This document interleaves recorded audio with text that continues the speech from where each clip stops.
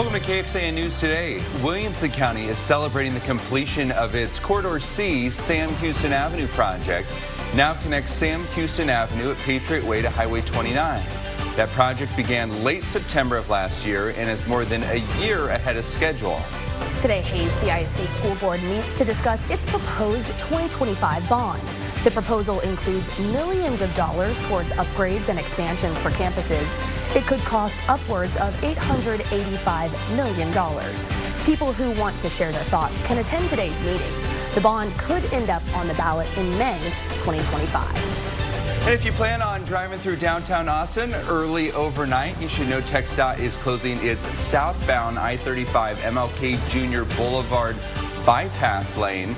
Those closures run until Thursday. They're from 9 at night until 5 in the morning. And the results are in for the runoff races in 3 different Travis County elections. Good morning, I'm Tom Miller. I'm Avery Travis. We have the unofficial results from the election according to the Travis County Clerk's election page. Take a look at this. Gary Bledsoe and Mike Siegel faced off in a runoff election for District 7 seat. That represents North Austin. Mike Siegel is the projected winner for that seat. And the Austin Independent School District also choosing a new school board member, Fernando Lucas de Oriotse, projecting a win over Lindsay Stringer in that runoff for an at-large position on the board. And voters in Manor are on track to re-elect their mayor. The unofficial results show the incumbent Christopher Harvey as the projected winner over Tricia Campbell in the runoff.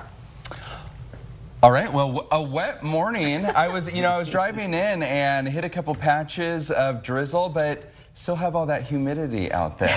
That's been the biggest thing, is the humidity. Avery, you and I, normally in the midday, I'm not used to all this humidity early in the morning. I was expecting a winter morning when I walked out the door and I was hit with that wall of humidity. It doesn't do well for the hair this early. No, it's something we're all going to have to plan for. Let's go ahead and take a look at temperatures right now, and then I'll get into your humidity. They're right. It is very humid outside. 70 degrees right now in Austin, 70 degrees in Marble Falls, 67 as you get out towards Fredericksburg, 67 in Mason, San Marcos at around 69 degrees, and the eastern counties looking from 67 to about 70 degrees. Let's go ahead and take a look now at your muggy meter. This is what we've been mentioning. Now, we originally had a front that was supposed to come through today. Looks like that's not going to happen. That front was just too weak and didn't have enough oomph to it to at least make its way through. The next one that does is actually going to be on Wednesday. That's what we're going to see. And you can even see here in the muggy meter the dry air that's going to settle in behind that. Before, rain chances for Monday, Tuesday, and Wednesday. Here's a look at our satellite and radar. Not too much going on, but the rain amount still not impressive. Coming up in just moments, we're going to be talking about your rain chances, the warm start to the week, and that cold front. We'll talk a bit more about it and what time it should arrive. That's in your first warning weather. Thank you, Freddie. There is a Bastrop man now in jail after U.S. Marshals arrested him in Panama. Last year, a grand jury indicted Henry Torres on 11 counts of child sexual abuse. Then back in June, the Travis County Sheriff's Office asked for help from the U.S. Marshals to find Torres. Torres has a bond set at $100,000. Today, there's a hearing to determine whether a murder conviction from 2005 needs to be overturned. Carmen Mejia was convicted of murder and sentenced to 3 concurrent life terms with parole after a baby died in her care. Experts at the time say she intentionally submerged the baby in a scalding hot bath. Today, 2 new experts are expected to testify that those opinions were wrong. It will be up to a judge to decide what to do next. Many Texans could be on the list of pardons for incoming President Donald Trump. He's promising to take a look at cases for those charged in the 2020 Capitol riot on his first day back in office, even pardoning some convicted criminals. And there's an analysis from the University of Chicago that found that 66 Texans are on that list. That's the 3rd highest after Florida and Pennsylvania. According to the database, in Texas, Tarrant County has the most convicts. It's North Texas, including Fort Worth. It's followed by Harris County, which includes Houston, then Bexar, the San Antonio area. Austin Democratic Congressman Greg Casar says controversial moves like this may derail momentum Trump has into office after winning the 2024 election. I mean, they were tried through the criminal justice system just like everybody else, and he's so politicized that system. It's just, again, Trump putting himself and his own petty grievances ahead of the work to be done for the American people. Trump will take office on January 20th. ABC is now going to pay $15 million in a legal settlement with Donald Trump. The president-elect accused ABC News and George Stephanopoulos of defaming him. During an interview, Stephanopoulos said a jury found Trump liable for rape in the case of E. Jean Carroll. The jury actually found him not liable for that, but did find him liable for sexually abusing her. Texas Attorney General Ken Paxton is suing a New York doctor over abortion medication. It's the lawsuit where this doctor is accused of violating Texas law by providing the drugs to a Texas patient. According to Paxton, the 20-year-old woman ended up in the hospital with complications after taking the medication. That lawsuit seeking up to $250,000 with no criminal charges involved. New York Governor Kathy Hochul, and Attorney General Letitia James responding to that lawsuit, saying they would defend reproductive freedom. Going in depth here, the number of Texans seeking an abortion out of state more than quadrupled between 2021 and 2023. Data from the Texas Health and Human Services Commission shows about 7,800 Texas residents received an abortion in a different state in that year, 2023. Now that's up from 1,700 in 2021. Still, the total number of abortions for Texas residents dropped by 85% compared to 2021. Good morning and thanks for joining us. Your time now almost 4:40 this morning. We've got a beautiful view over downtown Austin from our KXAN weather cam, but we see those clouds hanging low over the city there. Freddie's going to have more in our full forecast coming up in just a few minutes. Happening on Wednesday, the nation's central bank could make it easier for you to borrow money. Economists expect the Federal Reserve to cut interest rates. Yeah, according to CNBC, board members are expected to lower rates by a 1/4 percentage point. It's going to mark the third rate cut in a row. Now, on Thursday, we'll learn how much the economy grew when we get the latest gross domestic product numbers. A gorgeous live look this morning over our Austonian camera, but we see those clouds lingering. Might be a bit of foreshadowing of what we're going to see today. Freddie's going to have all of that coming up in a bit with your forecast. As many local businesses struggle to fill open positions, a San Marcos car dealership is bolstering its workforce. Yeah, KXAN's Sam Stark explains how high schoolers are helping fill the void while getting some valuable tune-ups for their future. Nathan Harris said he has always been into cars, with Toyotas especially catching his eye. The Toyotas are definitely up on my list. A senior at New Braunfels High School, he heard of a program at San Marcos Toyota that gets students hands-on auto technician experience. I love the hands-on. I love just using my body. It makes me feel, energized and active, and definitely see myself pursuing this career, potentially my whole life. It's a program that is mutually beneficial. It sets students up for a career in the industry, one that can be high-paying and come with little debt. But it also helps dealerships maintain a healthy workforce, something the industry has struggled to do since the pandemic. There's a shortage of technicians out there, and it really reared its ugly head during COVID. Sean Moore, San Marcos Toyota's service director, said the hope is that people who participate in the program might end up sticking around for a while. We grow these kids from the ground up, and then they have the loyalty to the dealership. So that's why we started that. And after they graduate from high school, Moore said there's an opportunity at Austin Community College that allows them to finish their training while continuing to work. There's a lot of other career paths other than just, four-year colleges. I think there's just a lot of options, and you don't want to overlook those. In San Marcos, Sam Stark, KXAN News. And that program at Austin Community College allows students an alternative and to go back and forth between the classroom and auto shop with custom curriculum that gives students the certifications and degrees that they immediately need to enter the workforce. Let's go in depth on this. According to the U.S. Bureau of Labor Statistics, there's been around 68,000 openings for automotive service technicians each year over the last decade. And the Bureau says the need for this kind of work isn't going anywhere. That is thanks to a rising number of older vehicles on the road as people are keeping their cars longer. However, Bureau does admit that the increase in electric vehicles on the road, which currently require less repair and maintenance, that could limit some of the demand in the future. Coming up on Today, behind the scenes with one of the few NFL teams that have a live mascot. Meet Seattle Seahawks Taima. He's got a job. He does his job really well. There you go, working hard out there. Taima is an auger buzzard. His handler is a die-hard Seahawks fan. He has over 30 years expertise in training and handling birds of prey.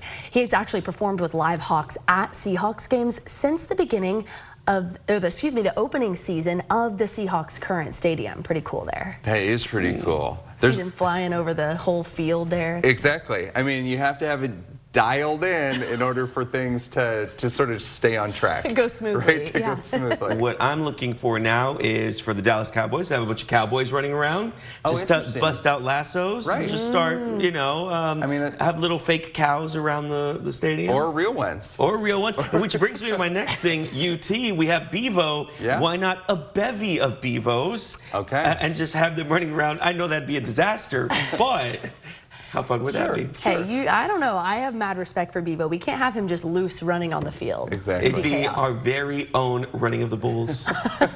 There you go. You see how this works? Here's something else how this works, your weather. Let's go ahead and take a look at that as well. We have satellite and radar at this time.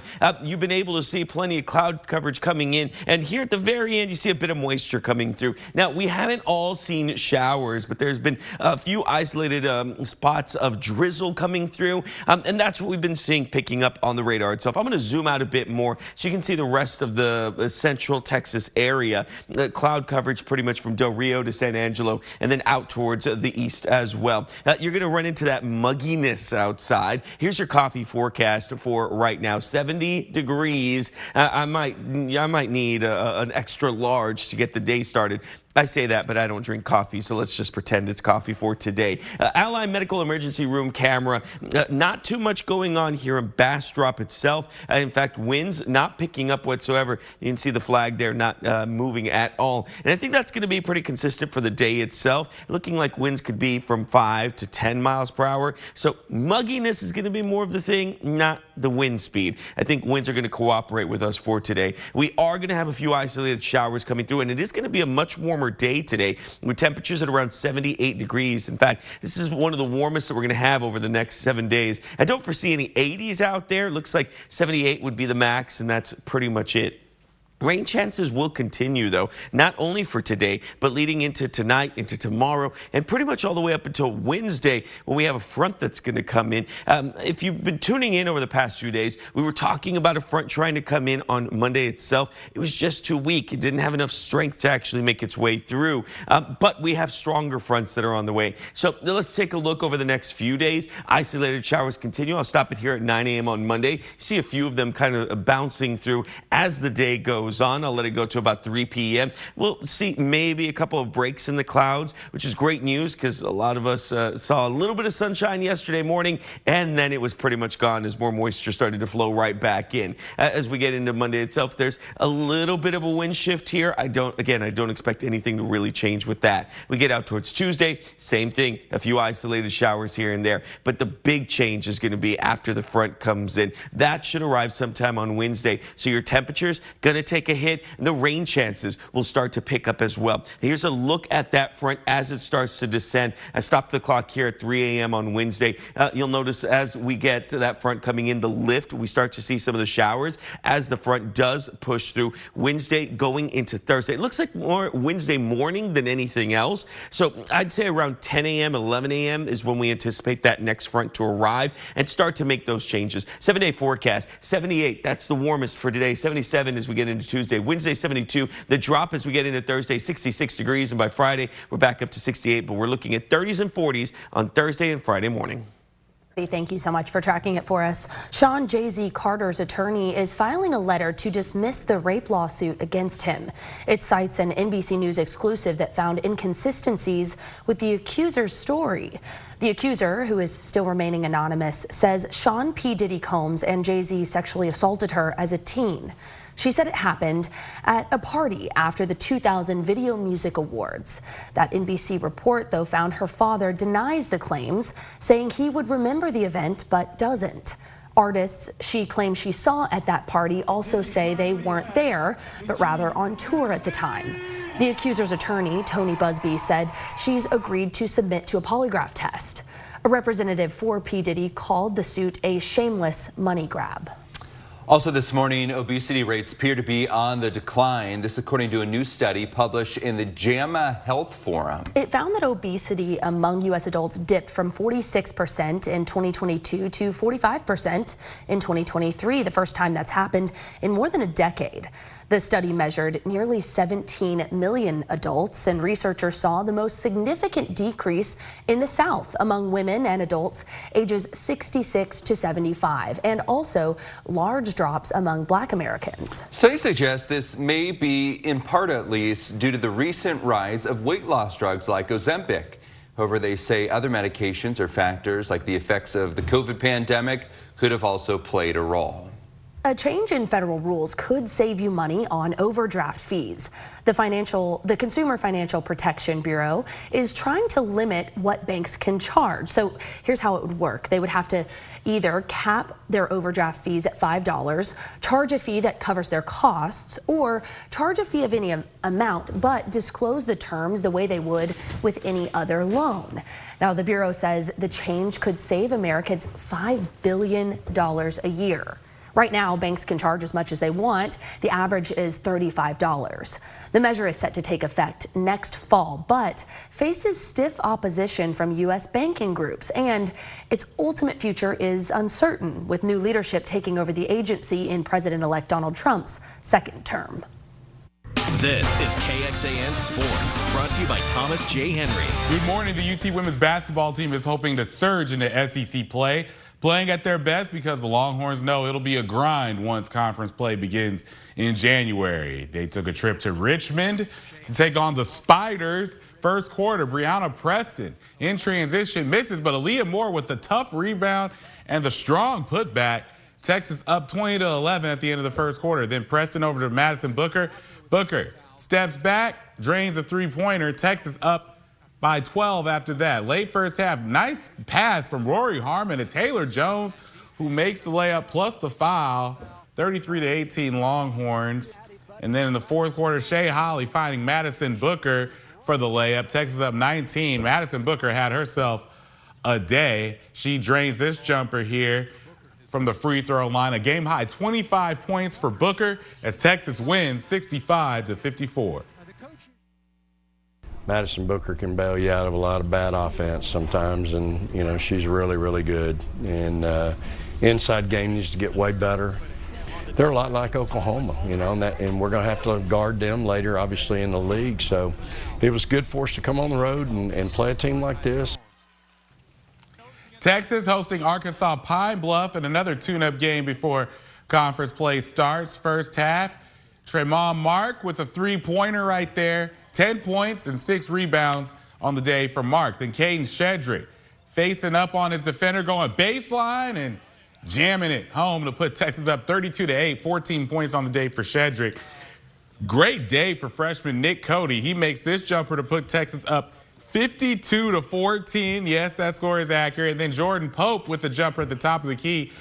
Pope had 17 points, 4 assists, and 4 steals on the day. Nick Cody, though, stole the show. Makes his three-pointer right before the first half buzzer sounds. He had 20 points to lead the team off the bench.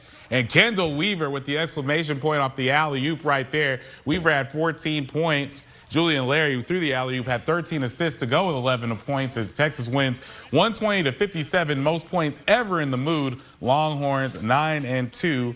Overall. And in case you needed a reminder, it's game week for the Texas football team as they are getting ready for their college football playoff matchup with Clemson coming up Saturday at Royal Texas Memorial Stadium. That is it for sports. Let's go back over to you. Thanks, Jonathan. Ahead of that game today at 11, we're going to hear from Coach Sarkisian on the Longhorns and their prep going into it. You can catch that on our sister station live, KBVL. Still to come, how lawmakers hope to keep your kids safe at school. If you're listening on the KXAN Today podcast, thanks for joining us. We'll hope you'll join us on air for that. Or you can always find these stories over on KXAN.com.